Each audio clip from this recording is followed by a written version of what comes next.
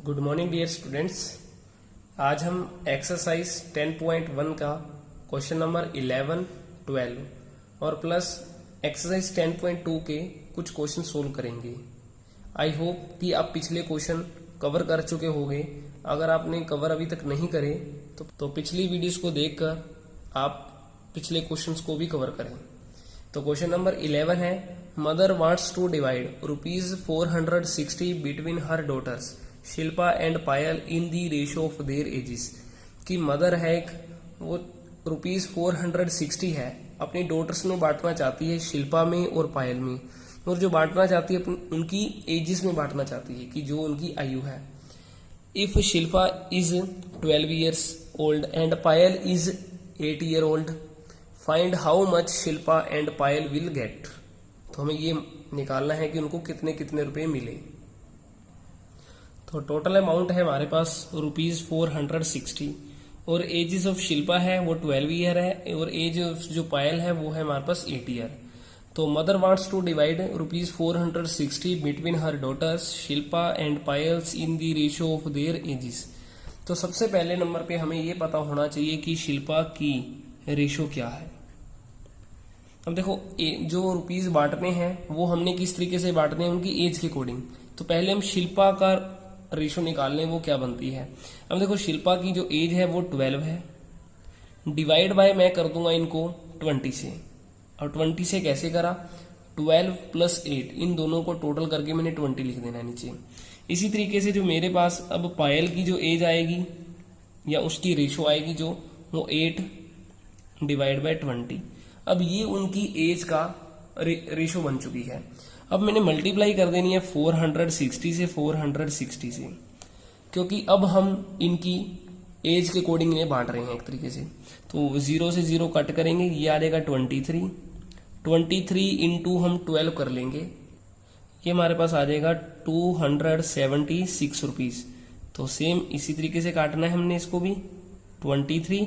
तो 23 इंटू 8 करेंगे इसमें, तो वो अमाउंट आ जाएगी हमारे पास 184 रुपीज। तो अब जो मदर अपनी शिल्पा को जो देगी वो देगी 276 रुपीज और जो पायल को देगी वो 184 देगी। तो ये था हमारा 11 क्वेश्चन। अब है क्वेश्चन नंबर हमारा 12। In class 6 of A class having 50 students, एक क्लास है हमारे पास 6, उसके अंदर 50 बच्चे पढ़ते हैं। 20 प्ले क्रिकेट, तो 20 बच्चे जो मैच खेलते हैं। 10 है प्ले टेबल टेनिस, 15 है play badminton. The remaining student do not play any game, और कुछ बच्चे ऐसे हैं जो कि गेम नहीं खेलते। जैसे देखो 50 स्टूडेंट टोटल हैं, तो 20 तो हमारे प्ले क्रिकेट खेलते हैं, मतलब 20 बच्चे खेलते हैं। 10 ये टेबल टेनिस खेलते हैं, मतलब 30 बच्चे खेल रहे हैं, और 15 बैडमिंटन खेलते हैं, मतलब 45 बच्चे तो ऐसे हैं जो कि कुछ ना कुछ खेल रहे हैं। बट हमारे पास 5 स्टूडेंट ऐसे हैं जो कि कुछ भी नहीं खेलते। तो सबसे पहले आपने अपनी नोटबुक पर राइट डाउन करना है कि टोटल स्टूडेंट है 50 हमारे, जो प्ले क्रिकेट है वो 20 और प्ले टेबल टेनिस 10 और प्ले बैडमिंटन है वो 15, और साथ में लिख देना है remaining student do not have any play game. तो वो है हमारे पास इसमें 5 स्टूडेंट। तो फर्स्ट हमने जो निकालना है playing cricket to the number who play table tennis. अब देखो क्रिकेट जो बच्चे खेल रहे हैं वो 20 बच्चे खेल रहे हैं इस तरीके से, और who play the table tennis, इसके साथ इनकी रेशो निकालनी है। अब देखो जो टेबल टेनिस खेल रहे हैं वो 10 स्टूडेंट है, तो 10 से 10 कट जाएगी, तो इनकी जो रेशो आ जाएगी 2:1। इसे आपने अपनी नोटबुक पर सोल्व करना है। सेकंड है playing table tennis to the number who play badminton. अब देखो टेबल टेनिस जो खेल रहे हैं वो स्टूडेंट है मेरे पास 10, और जो बैडमिंटन खेल रहे हैं वो है 15। अब ये मेरा 5 की टेबल पर सोल्व हो जाएगा, 5 2 = 10, 5 3 = 15। अगला है playing some game to the number who do not play any game.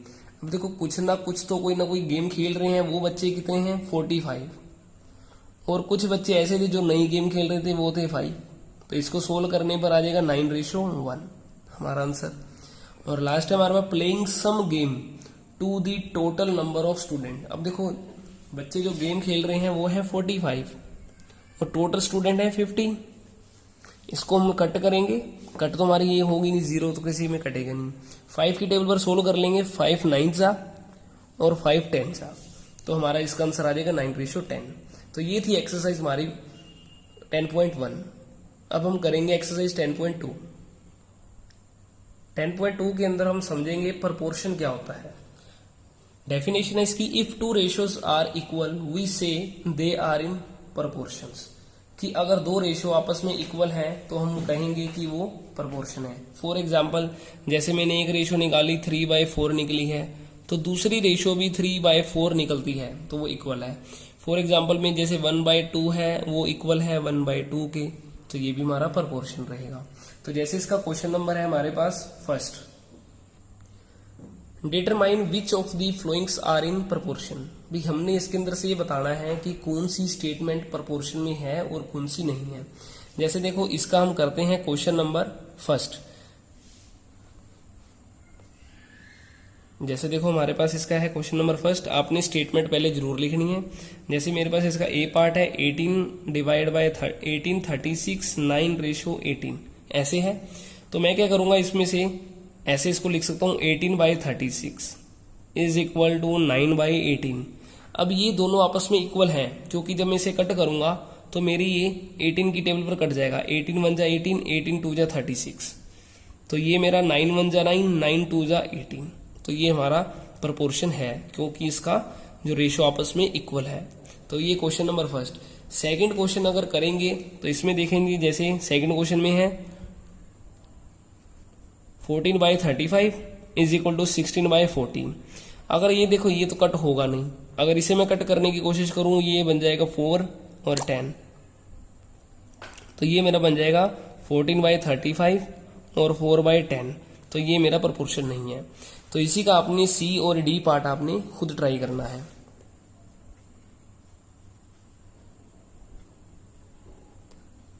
तो इस क्वेश्चन के अंदर हमने समझा क्या कि अगर दो रेशियो आपस में इक्वल होंगी तो वो प्रोपोर्शन की फॉर्म में है, वरना नहीं। क्वेश्चन नंबर है second, find X in each of the followings, हमारे पास निकालना है। तो हमें क्वेश्चन इस तरीके से दे रखा है। तो सबसे पहले नंबर पे इन डबल रेशियोज का मतलब क्या है, इक्वल है इनका मतलब। तो आपने देखो ये x है हमारा, तो x को हम इस तरीके से लिखेंगे डिवाइड बाय 5, ये हमारा इक्वल का निशान है 10 डिवाइड बाय 15। अब हमें x की वैल्यू निकालनी है कि इसके अंदर x की वैल्यू क्या है। तो देखो इसको करने के दो तरीके हैं। सबसे पहले नंबर पे हम तरीका क्या आजमा सकते हैं इसमें। अब हम करेंगे इस क्वेश्चन को सोल्व। तो सोल्व कैसे करना है, सबसे पहले हमने इनकी करनी है आपस में क्रॉस मल्टीप्लाई। क्रॉस कैसे करेंगे, 15 की x से करेंगे तो हमारे पास आ जाएगा 15x। क्वेश्चन की जरा स्टेटमेंट थोड़ी सी ठीक कर लें पहले। ये क्वेश्चन की स्टेटमेंट में यहाँ 50 है हमारा। तो अब देखो x की मल्टीप्लाई इससे करेंगे तो हमारे पास आ जाएगा 50x, दूसरा इससे करेंगे तो हमारे पास आ जाएगा 50। तो x को हम यहीं रखेंगे 50 डिवाइड बाय 50, क्योंकि ये मल्टीप्लाई में इधर आके डिवाइड में करेंगे तो 1 आ जाएगा, कट जाएगा इस तरीके से। पहला तरीका तो हमारा ये हो गया। दूसरा तरीका क्या है हमारा कि अगर हम, ये ऐसा क्वेश्चन है,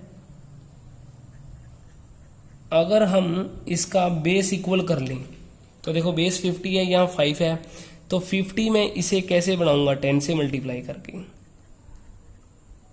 ठीक है, तो ये मेरा 50 बन गया, ये मेरा आंसर आ गया सिंपल। क्योंकि देखो इधर भी 10 है, इधर भी 10 है, और ये 50 है, 50 ये तो मेरा कट जाएगा। ठीक है, इधर से 10 मेरा कट गया, तो x की वैल्यू मेरी यहाँ पे 1 ही निकलेगी। ठीक है, तो इसका एक बी पार्ट हम करते हैं, और जैसे 12/30, ठीक है, 8/x। तो इसे मैं लिखूंगा 12 divide by 30 is equal 8 divide by x। तो हमने पहले क्रॉस मल्टीप्लाई करनी है, तो इसकी इधर करेंगे 12x, 30 की 8 से करेंगे 240, तो x हमारा यहीं रहेगा। ठीक है, और x हमारा मल्टीप्लाई में है 12 के, तो 240 डिवाइड बाय 12, इसे जब सोल्व करेंगे तो x का आंसर आ जाएगा हमारा 20। तो इसका एक पार्ट हम और ट्राई करते हैं। तो थर्ड पार्ट है हमारे पास इसका सी, वो है 16x और 121। तो हमने क्या लिखना है, 16x is equal to x divide by 121। तो सबसे पहले हमने क्रॉस मल्टीप्लाई करनी है। x की x से करेंगे तो वो हो जाएगा x की स्क्वायर, ना कि 2x। ठीक है, तो x की x से मल्टीप्लाई करेंगे वो x स्क्वायर आएगा, वो 2x हमारा कभी नहीं बनता। क्योंकि वो हमारा प्लस करने पर बनता है। तो इसकी इससे मल्टीप्लाई करेंगे तो देन आ जाएगा 1936। अब हमने कोई एक ऐसा नंबर देखना है जिसकी मल्टीप्लाई उसी से की जाए और आंसर हमारा आ जाए 1936। तो वो हमारा जो नंबर बनेगा यहाँ पे 44 बनेगा। तो x की स्क्वायर 44, इसका स्क्वायर, तो ये 2 से 2 कट जाएगा, तो x का आंसर आ जाएगा 44।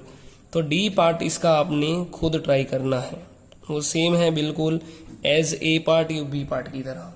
तो ये थे हमारे इसके क्वेश्चन नंबर 2 तक। तो इसे आपने अपनी फेयर नोटबुक पर सोल्व करना है। और जो एक्सरसाइज 10.1 के थे 11 और 12 क्वेश्चन। Thank you.